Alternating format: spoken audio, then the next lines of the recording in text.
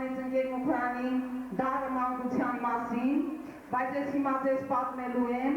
ընկեր Մուքոյանի վաղ ուսանողական տարիների մասին, որ նա բարձրահասակ փարթամ մազերով, գեղեցիկ հագնված, շատ հաճելի երիտասարդ էր, որ կարողացավ ինձ 12 տարի իրենից փոքր աղջկան, որ ապրում է մի գողտրիկ, կարելի ասել երևի Հայաստանի ամենագեղեցիկ անկյունում,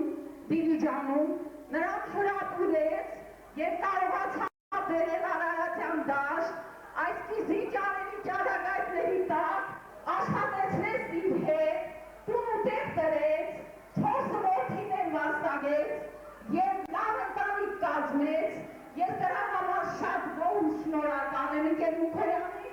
շնորհակալ եմ ձեզ բոլորից, որ մեզ եք շրջապատում, շնորհակալ եմ իմ հարազատներից ու բարեկամներից, որ այսպիսի ջերմությամբ են լցրել այժմ մեր հոգիները,